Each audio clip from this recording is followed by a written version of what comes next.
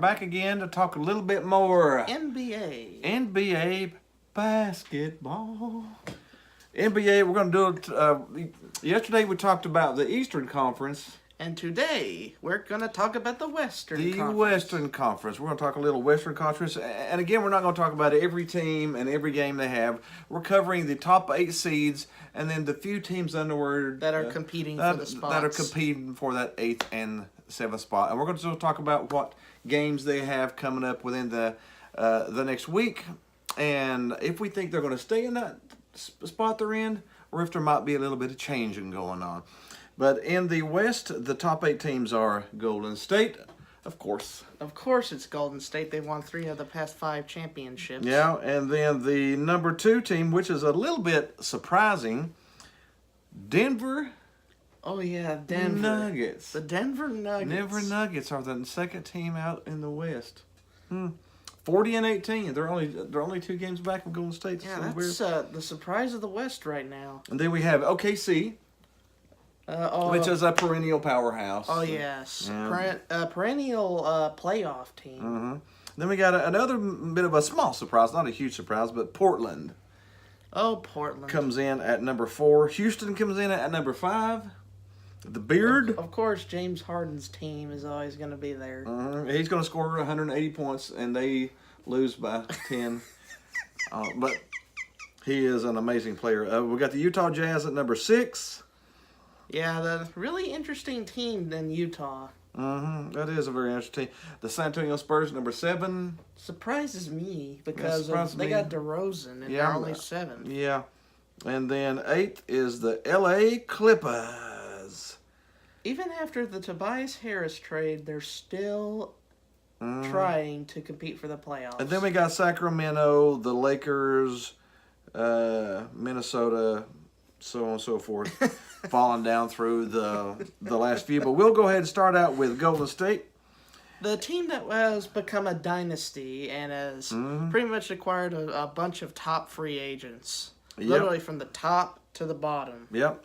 They have 4 games left between now and then. And, of course, we have the Super Game coming on tonight here in probably about 45 minutes. We have the Rockets at the Warriors. Ooh, good game. The Warriors are favored by 12. They're at the Warriors, so I would say that the Warriors would probably win that game. Then we got the Warriors at the Hornets, which is going to be a dub, literally. I think that'll be a win for the Warriors on that one too. And then we got the Warriors at the Heat, win. And then definitely a win. Then the Warriors at the Magic win. So more than likely, I mean, they're as good as they are. They should go 4-0 at the worst 3-1, but they've only lost 16 all year, so they're probably going to be 46-16. So they're probably going to hang on to that number 1 spot. And it's amazing how much everyone hates them. You can see all over the internet because of how much everyone hates Golden State.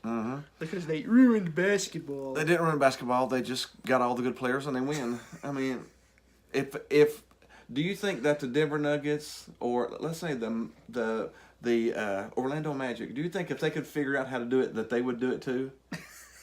Of course they would. Don't hate the Warriors because they figured out how to win and you didn't. Okay, the Nuggets are second. They're 2 games back. 2 games. Now, we go by the loss column. We don't go by the total column because the loss column's what count.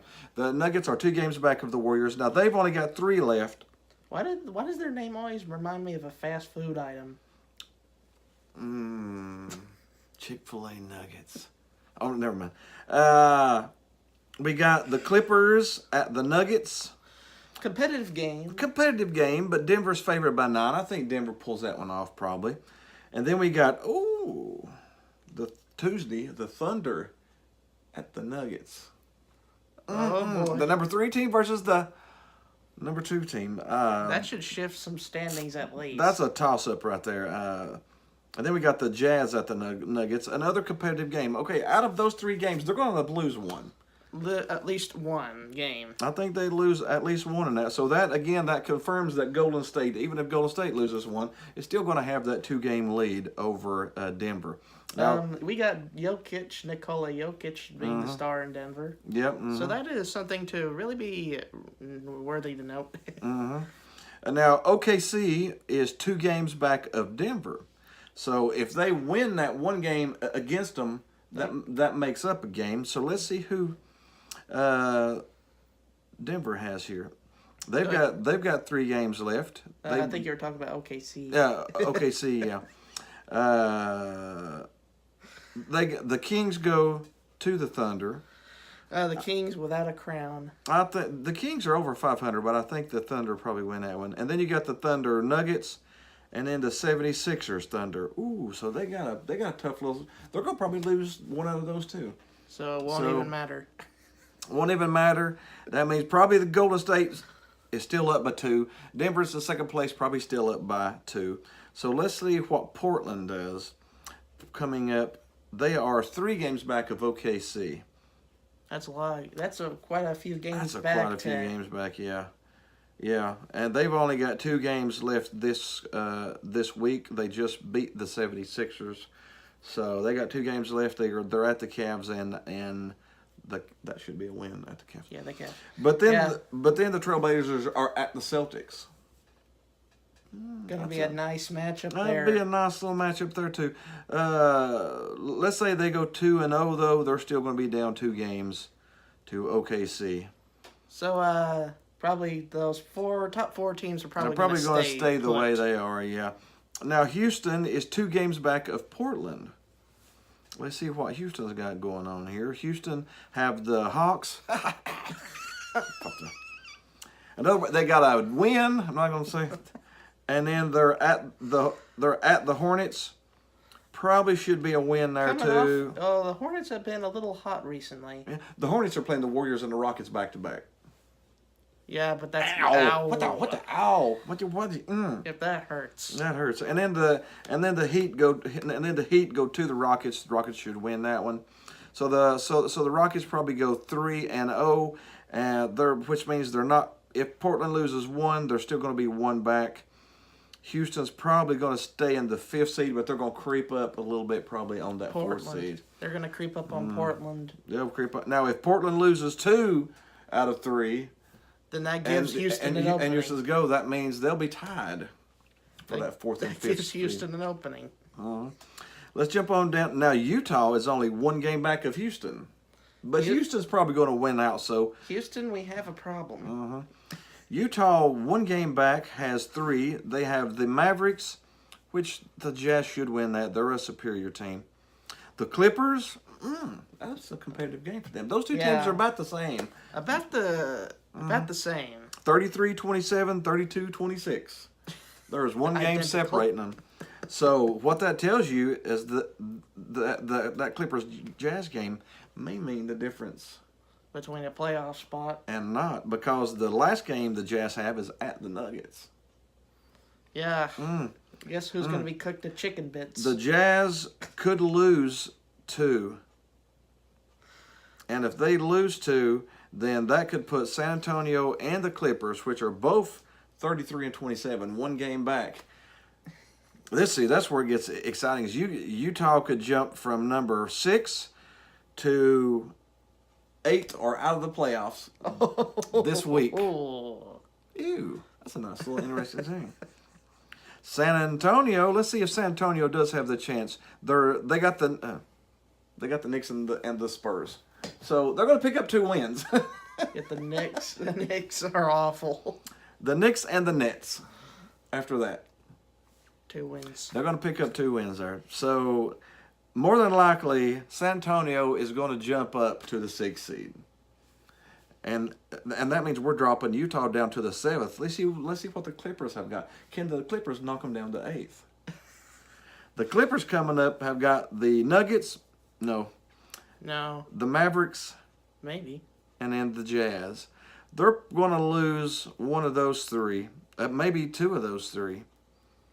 So that's a complicated schedule for that. That's a complicated schedule. So more than likely, Utah falls to 7, the Clippers may fall out of the playoffs. Oh. Because sitting right outside of the playoffs in number 9 are the Sacramento Kings. And the Kings coming up have the Thunder and the Timberwolves. They're probably going to lose the Thunder, and the Timberwolves will be a tough game because it's at Minnesota. So it looks like Utah may hang on to that number 7. The Kings may hang on to a playoff hopeful spot. Playoff hopeful, and the Clippers may hang around in that last spot. The Lakers have 2 games left. They got the Grizzlies and the Pelicans, so they might go 2-0 in that. If they go 2-0 in that, then they'll jump up to the number 9. Oh, Lakers! Just outside. Poor Lakers. Poor LeBron. Don't you feel sorry for him? I do. I really feel sorry for LeBron. Oh, how did that AD situation go? Yo, what's? Yeah. Tell you what, I will give you my firstborn child, his firstborn child, and his firstborn child. If you'll just give me Anthony Davis. How desperate was that? I like the Lakers. I'm just not a LeBron fan. I'm not a LeBron fan. He's a good top 10 player, but that's what he is. He's a good top 10 player. If you don't put 2 or 3 stars around him, he's not going to make the playoffs. 3 and 6. Please don't compare him to Jordan. Please don't. Don't makes me sick at my stomach. But anyways, that is our Western Conference right there. Looks like 1 through 4 is going to hang around. Probably 1 through 5 is going to hang around. 6, 7, and 8 is going to change between now and now and then next weekend when we do this all over again. Oh yes. So if you give us some comments what you think about the NBA going on, some likes, hit the subscribe button, share us with your friends. Activated. Hit the Groovy Baby button over here somewhere on my face. Somewhere over there. Other than that, we are gone. See you next week. See you next week.